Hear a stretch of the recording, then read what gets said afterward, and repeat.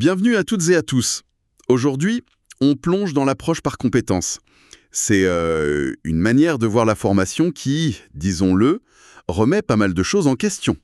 On va s'appuyer principalement sur les travaux de Jacques Tardif, un psychologue de l'éducation assez incontournable sur ces sujets.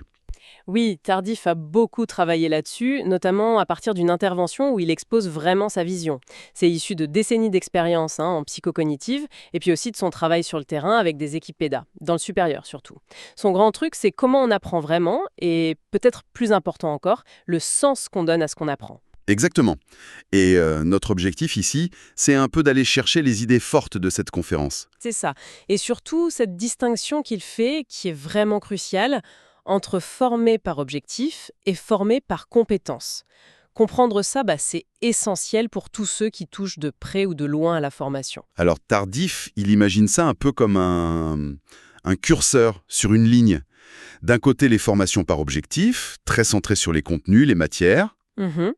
et de l'autre, celles par compétence.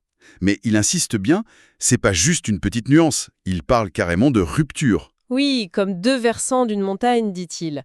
Il faut choisir où on met le curseur, en gros. Alors, cette logique par objectif, comment il la décrit lui? Pour Tardif, le focus est mis sur la matière. C'est l'expert, le formateur qui organise son savoir et le transmet. Et ça mène souvent à ce qu'il appelle un morcellement. Un morcellement. Oui, on apprend des bouts séparés, un cours de maths, puis un cours de physique, et bien plus tard, peut-être un projet où on est censé tout utiliser. Ou alors la théorie A, puis la théorie B. D'accord. Et derrière ça, il y a l'idée un peu implicite que l'apprenant, s'il est bon, il va bien finir par recoller les morceaux tout seul pour agir en situation. C'est un pari en quelque sorte. Un peu, oui. Et Tardif utilise une analogie que je trouve parlante, la logique photographique. On fait des clichés. Hop, un examen, une note, c'est une photo de ce que l'apprenant sait à l'instant T. L'évaluation vient de l'extérieur. D'accord, je vois l'image. Et à l'inverse alors, la logique par compétence? Là, le projecteur change complètement de place. La question centrale, c'est comment l'étudiant intègre ce qu'il apprend. Comment il va s'en servir. Donc, on pense beaucoup plus en termes de continuité, de complémentarité entre les différentes étapes de la formation. Ça demande aux formateurs de savoir ce qui se passe avant et après leur propre intervention. Faut voir le film en entier. Le film, oui. Du coup, l'analogie, c'est plus la photo, c'est la logique vidéographique. C'est exactement ça. On suit le parcours, l'itinéraire de l'apprenant, où il en est, comment ça se construit. Et pour l'évaluation, ça change aussi, j'imagine. Oui, ça repose beaucoup plus sur l'apprenant qui documente lui-même son parcours, le portfolio, le dossier d'apprentissage, ce genre d'outils. C'est lui qui montre le film de ses progrès. Et il y a un principe fort derrière tout ça que Tardif met en avant. Et espérer que la personne saura gérer la complexité réelle ensuite. Ça ne marche pas comme ça. Ok, déballons ça un peu plus. Comment on fait concrètement pour enseigner dans la complexité sans noyer les gens? Tardy donne des exemples? Oui, et ils sont très éclairants. Le premier, c'est le raisonnement clinique en médecine. C'est hyper complexe, un diagnostic. On imagine, oui. Longtemps, on a eu une vision un peu naïve, le chaînage avant. On trouve un symptôme, puis un autre, et on remonte la piste jusqu'à la maladie. Logique, à première vue. Sauf que la recherche montre que les bons médecins, les experts, ils font pas ça. Ils font du chaînage arrière. C'est-à-dire? Dès le début, face au patient, ils génèrent mentalement une poignée d'hypothèses, disons 5, 7 diagnostics possibles. Et ensuite, tous leurs questionnements, leurs examens, ça vise à confirmer une de ces hypothèses et surtout à infirmer activement les autres. Ah d'accord, ok. C'est pas du tout la même démarche. Non. Et selon Tardif, ça réduit beaucoup les erreurs de diagnostic parce qu'au lieu de suivre une seule piste, on embrasse d'emblée la complexité, on envisage plusieurs options. C'est plus robuste. Et ça a eu un impact sur la formation des médecins, j'imagine. Carrément. L'apprentissage par problème, l'APP ou PBL en anglais, ça vient directement de là. Ça date des années 70. C'est pas nouveau. Ah oui, quand même. L'idée, c'est de mettre les étudiants dès le début face à des vrais cas complexes. Et là, en groupe, ils doivent identifier ce qu'ils savent, ce qui leur manque, formuler des hypothèses, Mhm. puis définir eux-mêmes ce qu'ils doivent aller apprendre, leurs intentions d'apprentissage. Ils vont chercher l'info, anatomie, physio, ce qu'il faut, et ensuite ils reviennent, partagent, discutent et appliquent pour résoudre le cas. Le savoir théorique vient donc après le problème. Il est appelé par le problème, c'est ça qui change tout. Il n'est pas appris au cas où, mais parce qu'on en a besoin maintenant pour comprendre et agir. Du coup, il s'ancre beaucoup mieux, il a du sens immédiatement. C'est logique vu comme ça. Et l'évaluation, elle se fait aussi en situation complexe? Oui, souvent avec des échos, des examens cliniques objectifs structurés. On met les étudiants face à des acteurs qui simulent des maladies. C'est très cohérent avec l'approche. Fascinant. Et alors le deuxième exemple de tardif, qui peut être encore plus surprenant. Oui, l'apprentissage de la langue maternelle, quand on y réfléchit 2 secondes, c'est une compétence d'une complexité incroyable. C'est vrai. Vers 5 ans, un enfant maîtrise les sons, des milliers de mots, la grammaire, la syntaxe, les intentions. C'est énorme. Énorme. Et le point le plus dingue que soulève Tardif, c'est qu'on n'apprend jamais la grammaire à un enfant de 2 ans avant qu'il parle. Ah non, c'est sûr. Il dit même que les orthophonistes le déconseillent fortement. Essayer d'intellectualiser trop tôt, ça peut créer des blocages, genre le bégaiement. Ouais. Alors comment ils font, ces enfants? C'est quoi le secret? Mais ils baignent dedans. Ils sont immergés dans un environnement linguistique riche, complexe, authentique. Les adultes ne leur parlent pas en mode simplifié à l'extrême. Ils parlent, normalement. C'est vertigineux en fait.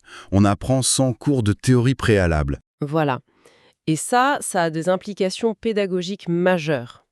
La première, c'est que les savoirs, la théorie, ne précèdent pas forcément le savoir-faire, la compétence.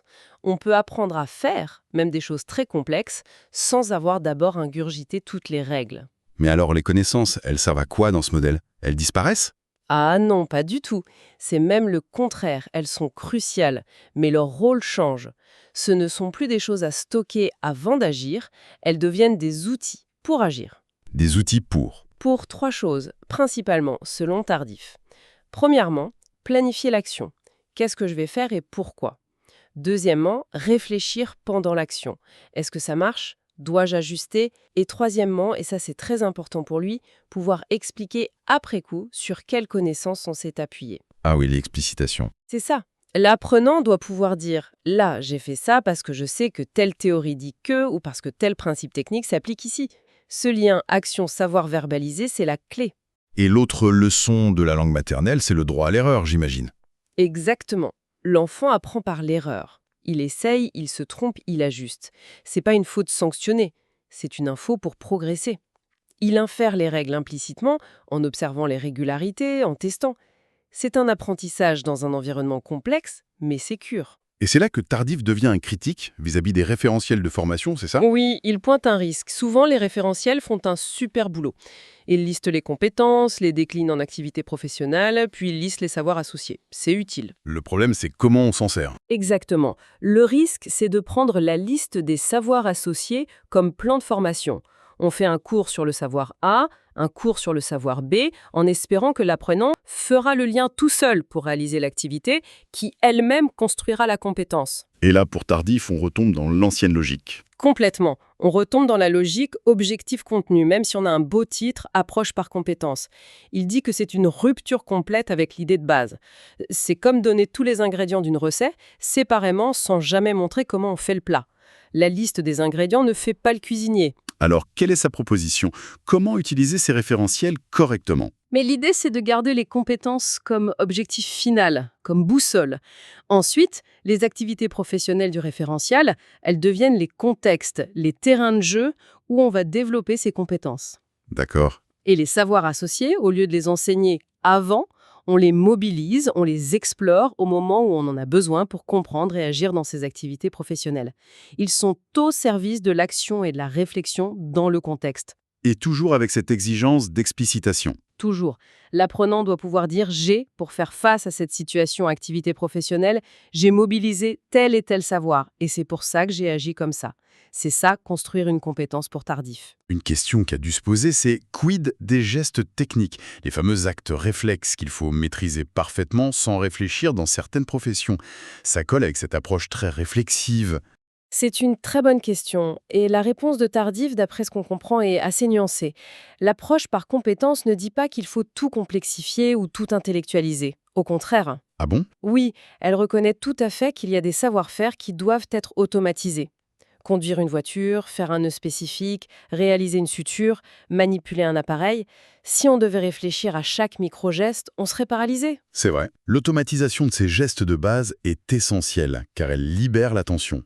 Elle libère des ressources cognitives pour qu'on puisse se concentrer sur la situation globale, sur la stratégie, sur l'imprévu. Donc il faut quand même des entraînements spécifiques pour ces gestes, hein. Bien sûr, il faut prévoir des moments d'entraînement, peut-être répétitifs, pour que ces gestes deviennent fluides, automatiques.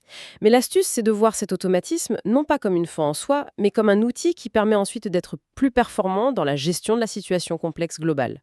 L'automatisme est au service de la compétence. D'accord, je vois. Autre question pratique. Est-ce qu'une compétence apprise comme ça, de manière intégrée, elle dure plus longtemps? Est-ce qu'on l'oublie moins? Tardif a l'air assez optimiste là-dessus. Il parle d'apprentissage permanent, quand c'est vraiment significatif, quand c'est ancré dans des expériences fortes. Mais Mais, comme l'a rappelé un intervenant pendant la conférence, le colonel François, si je me souviens bien, il y a quand même le bon vieux principe, ce qu'on ne pratique pas, s'affaiblit. logique. Donc, même une compétence bien acquise, faut l'entretenir. Il y a besoin de maintien des acquis par la pratique régulière. L'approche par compétence ne fait pas de miracle contre l'oubli si on ne pratique plus. Et pour boucler la boucle, l'évaluation. Si on abandonne la photo de l'examen classique pour la vidéo du parcours, comment on évalue concrètement? Qu'est-ce qu'on garde? Alors, l'évaluation change de nature. On passe d'une logique où on juge à la fin, sommative, à une logique où on accompagne le développement, formative. Les outils comme le portfolio, le dossier d'apprentissage, où l'apprenant met ses travaux, ses réflexions, deviennent centraux. C'est l'apprenant qui montre son film en quelque sorte. C'est ça, il collecte les preuves de son apprentissage au fur et à mesure. Et l'objectif de l'évaluation, ce n'est plus juste de cocher des cases, savoir mémoriser, c'est d'évaluer la capacité à mobiliser ses savoirs en situation. On regarde quoi alors? L'efficacité de l'action? Oui, l'efficacité de l'action en contexte complexe, réel ou simulé. Mais aussi, et c'est crucial, la capacité de l'apprenant à justifier son action. Pourquoi il a fait ça? Sur quelles connaissances il s'est basé? On cherche aussi à évaluer les points forts, bien sûr, mais aussi la conscience des limites. Qu'est-ce que l'apprenant sait qu'il ne sait pas faire? C'est super important pour la sécurité et la progression. Et on accepte qu'il y ait différentes manières d'être compétent. C'est que différents styles sont possibles, on sort un peu du moule unique, tant que l'action est efficace et justifiée. Bon, si on essaye de résumer l'idée forte qui ressort de tout ça, Mhm. cette approche par compétence, ce n'est pas juste une mode. C'est une réponse basée sur la recherche aux limites qu'on voit dans les formations plus classiques. Le morcellement des savoirs, la difficulté à transférer ce qu'on apprend en cours vers la vraie vie. Oui, et le risque de former des gens qui appliquent des recettes sans trop réfléchir, des algorithmes, comme disait Tardif. Voilà. Le but, c'est plutôt de former des praticiens, des professionnels capables de penser dans la complexité, d'être réflexifs, d'adapter leurs actions et de le faire en s'appuyant sur des savoirs solides et qu'ils savent mobiliser. Tout à fait. Et je crois qu'il faut vraiment garder en tête cette image du curseur de Tardif. Oui. L'idée n'est pas de dire les objectifs c'est nul, les compétences c'est génial, ou l'inverse. Les deux approches existent, elles ont leur utilité. La vraie question, c'est d'être conscient de l'endroit où on choisit de placer ce curseur pour cette formation-là, dans ce contexte-là. Un choix délibéré. Exactement. Un choix éclairé par les objectifs qu'on vise, les contraintes qu'on a, le public qu'on forme. Il n'y a pas de recette miracle. Mais il faut comprendre les implications de ce choix. Si je penche plus vers les objectifs, qu'est-ce que ça va produire comme apprentissage? Si je vais vers les compétences, quelles sont les conséquences sur l'évaluation, sur le rôle du formateur, sur le type de savoir visé?